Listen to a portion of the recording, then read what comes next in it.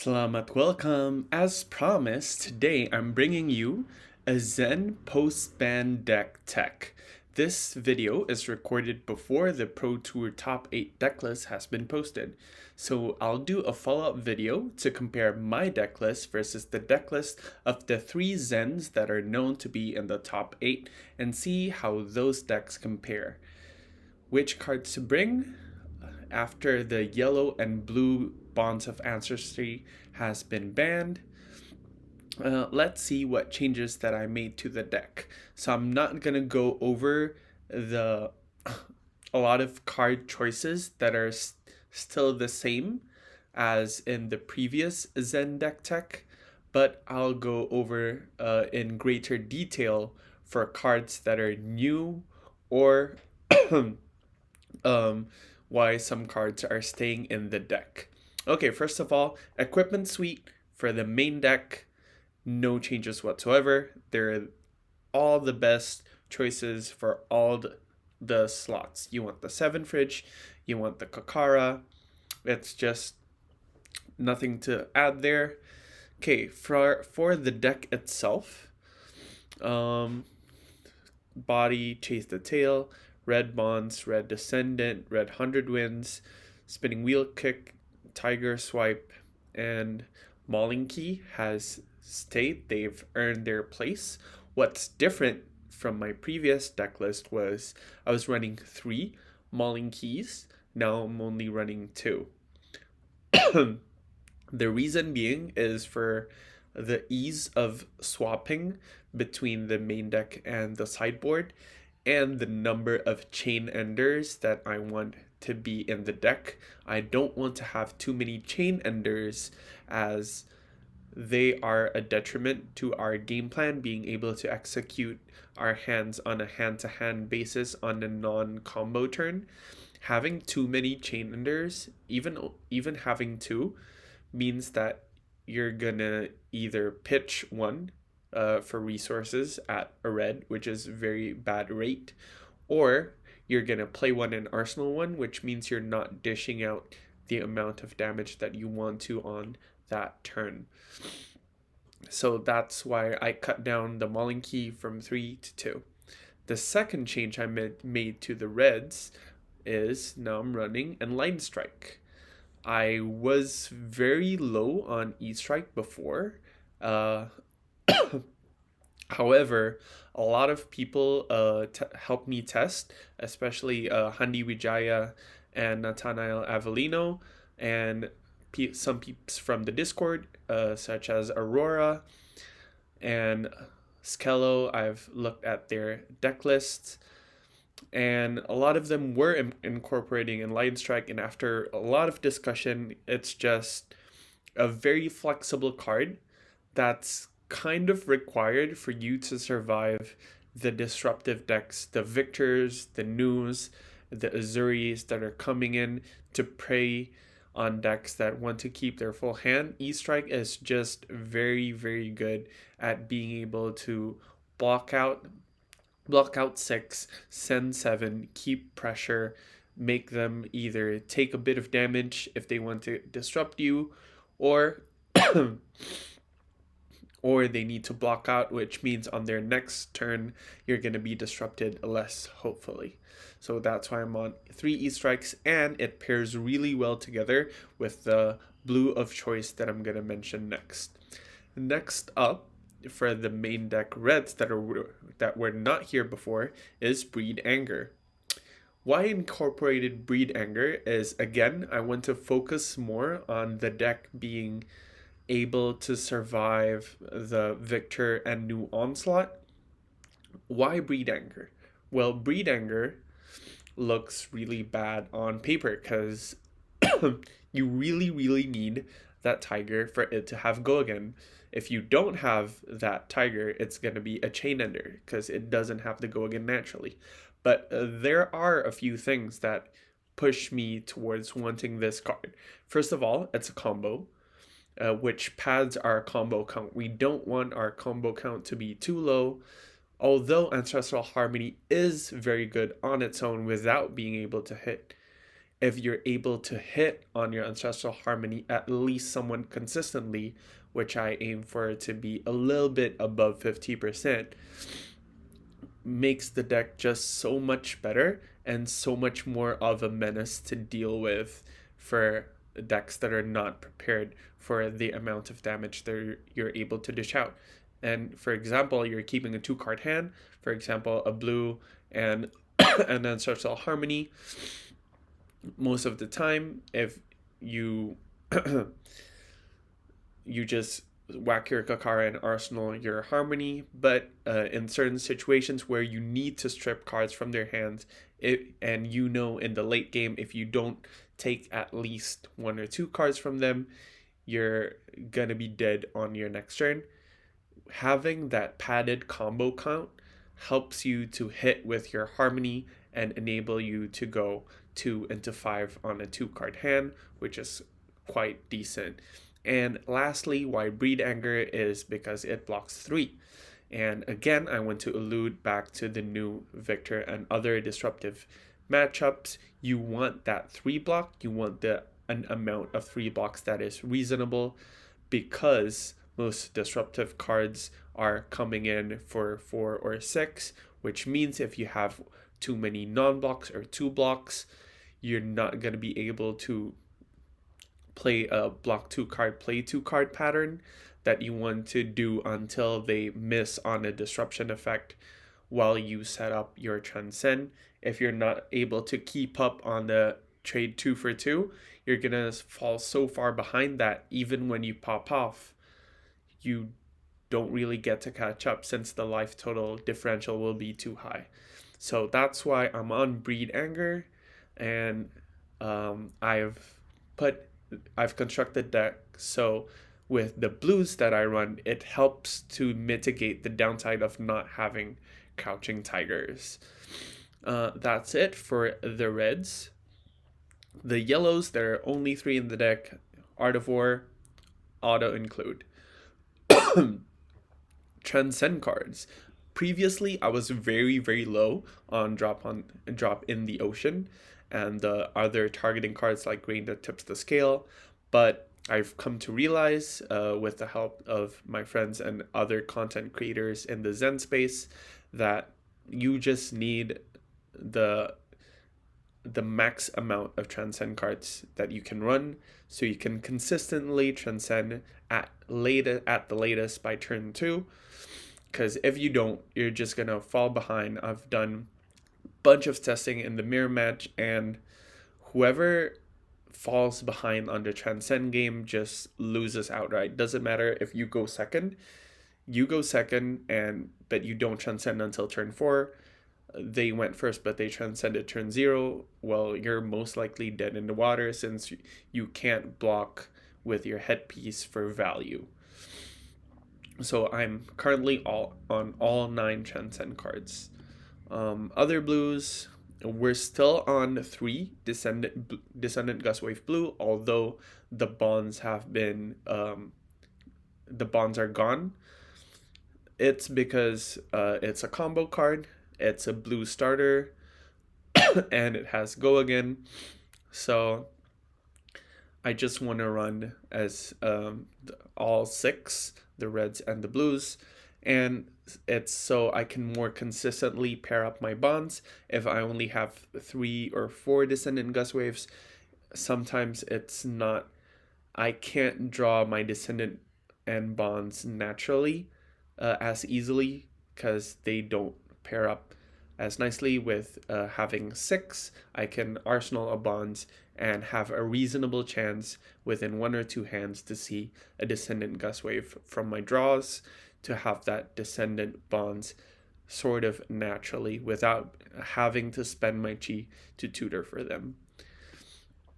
And the other blues is 100 Wind. It's a staple mainstay. It's a blue combo, Go Again, 0 cost. Levels, busted, not gonna run these. All the MSD heroes run these.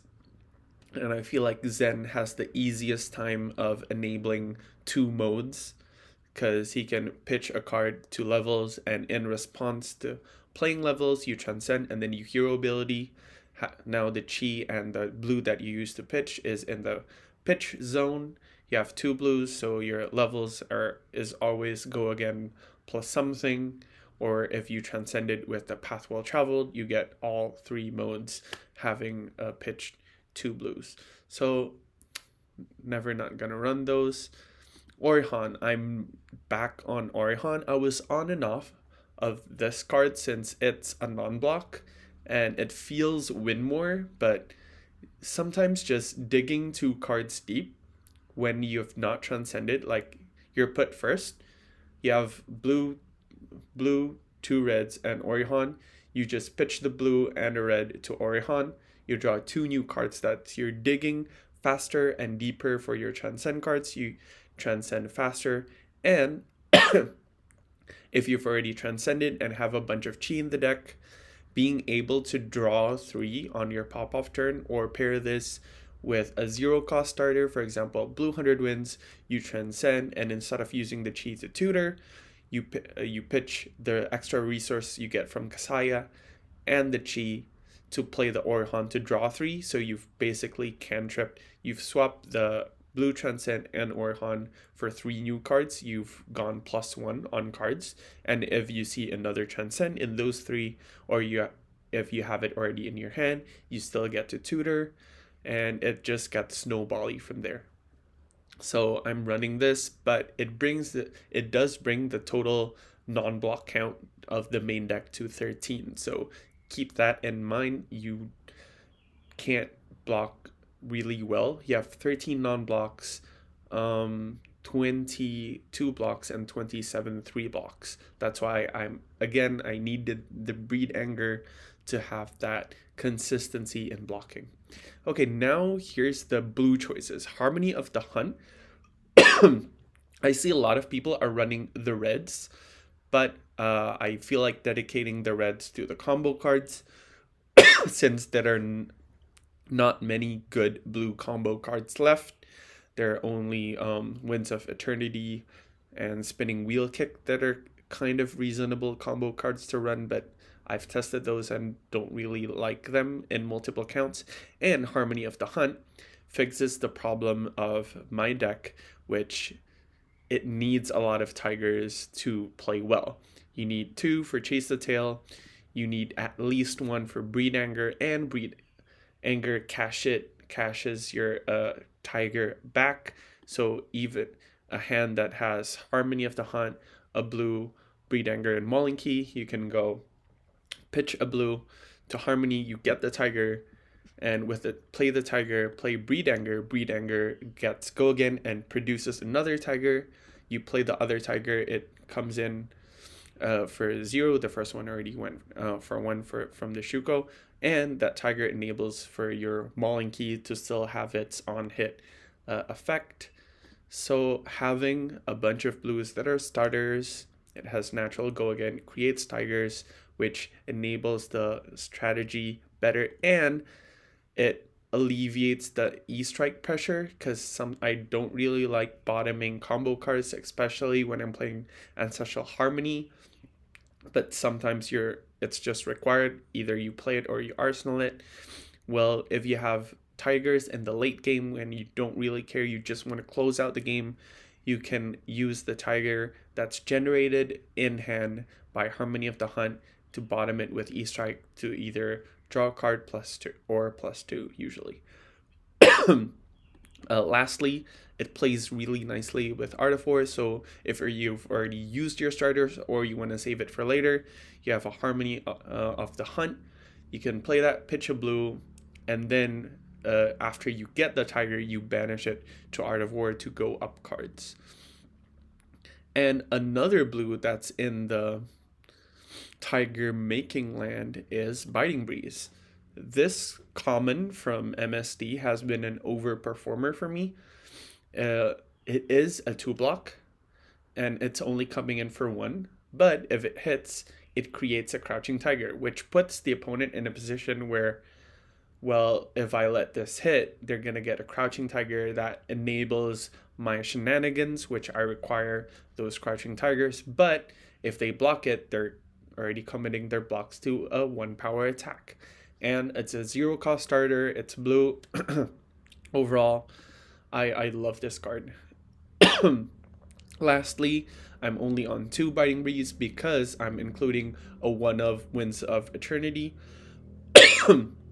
I tested multiple copies, I didn't like it very much. However, I landed on having a single copy since sometimes it's just nice to have a 4 power blue attack because the other blues don't really go up in power that much except for levels. But having this card that blocks 3 is a combo, so again, it pads our combo count. The only real downside of Winds of Eternity is that it's not a starter. It doesn't have go again, so you can transcend with it, but the chi, you either pitch it for no value in Arsenal a Tiger, or you pitch it to Kasaya to create a Zen state, or you just leave it in hand for your next turn. But it's not a really good transcend starter. But however, I feel like the padding the combo count is nice, having the 3 block compared to the 2 blocks that I would be getting from something like Harmony of the Hunt, Biting Breeze, or Spinning Wheel Kick Blue. Benefits me more there. And I was on Wind Chakra. I'm no longer on Wind Chakra since having multiple non-attack actions in the deck really sucks when you Artifor and you draw like an instant and a non-attack action along with it, so you can't really enable the Artifor. You're forced to use your leg piece, and if you're already used the leg piece, you can't really utilize your Artifor well. Or even if you have an attack in hand, it's only 1 attack, you banish it to Artifor and you draw an instant and non-attack action. Now your Artifor is kind of wasted since you're not attacking. So that's why I'm on more attacks and less on non-attack actions. Okay, that's it for the main deck. For the sideboard, let's go to the equipment suite first. Needles, it's for your aggro mirrors, so Zen mirrors, Mechanologist, Azalea. You want these needles. And for AB, I'm running the legs and the arm piece. And I'm running Spell Void 1 in the form of Spellfray Tiara, since I'm really tight on sideboard slots, since my Command and Conquers are in the sideboard and not in the main board. I'm starved a bit of sideboard slots. You use this only versus wizards. So that's it for the equipment. You can see that we don't have a body piece, which means we're running Kasaya into everything. It's just good. Okay, we have CNC for a bit of disruption. We have Weakest Link for further disruption to MSD heroes. We have Snag, it's specifically only for new. We have Warmongers for the Rangers and Runeblades. And Sink Below is for the Guardians and the disruptive matchups. So I've put in this deck list that I'm going to link down below, I have the matchup tabs done already. So for example, if you go Kano, you can see the changes I made are CNC is main board. I boarded out the E-Strikes and I've swapped the equipment. I don't like E-Strike versus Kano since it eats 2 cards immediately, and you always want to keep cards in hand versus Kano. AB2 Spell Void 1 is decent enough, and I'm not running the Arcane Lantern since I'm not on Pouncing Links. I feel like I need the offensive pressure of both needles. Against Mechanologist, it's basically like the aggro mirror. Well, sometimes you keep the weapon as Gakara, sometimes you swap into needles, depending on if it's Dio or Dash IE, and if you go first or second, but you always run the No Rune Gloves, not because they have arcane damage, it's just because it has the 0 block value, which you can throw to T-Bone and not break. and you only want to do this with the arm piece since you want the leg and head piece to be able to pop off still. And I've swapped out the 3 CNCs with the 3 breed angers since Mechanologist tends to arsenal a lot. They like to, after they hit you a bunch, they spark of genius, they drop an item, they draw a card, and they put the card that Jay drew in arsenal and set up for a bigger turn that way. Command and Conquer is there to disrupt that. Okay. Next up is for new. New, you don't want to be on needles, you want to be on Kakara. The changes I made is we went up on deck size, went all the way up to 66. We board in the CNCs, sink belows, weakest links. So we're putting in a lot of the reds. We board in the snags and diplomacies, and we board out our 3 levels and our Orihan, since these are very devastating when the new gets to steal them. Okay, that's it for new. For Victor, it's very similar, except that we don't need to board out our levels, but we still board out our Orihan and a single non-block, and that's it. And we don't board in our weakest links. Lastly, for the Zen Mirror, you want to be on needles. Going second is preferred. We swap out the 3 E-strikes and the 2 mauling keys for 3 CNCs and 2 weakest links, and that's it. So we only swap out the weapon, and it's a 3 for 2 swap, really clean. 3 E-strike for 3 CNC, 2 mauling key for 2 weakest links. So that's it for the Zen Decktech. I've kept it really short and sweet. Hopefully all the changes I've made make sense, and here are the stats you can see for yourself. I'm on, for default matchup, I'm on 33 combo, 42 go again, 29 reds, 28 blues. I've gone up the blues a bit for more consistency. In Transcending, we're on 44 attacks and only 3 non-attacks. So the deck is hopefully very, very consistent. It's given me fine results so far. The numbers aren't as pretty. I didn't test as much, and I had to leave in some of the games that I probably would have won.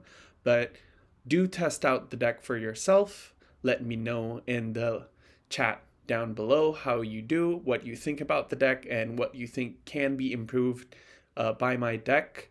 And shout out again to my favorite content creators, Agroblaze, Lupine Fiasco, and Aurora for inspiring me to do this type of content. So that's it for today's video. Sampai goodbye.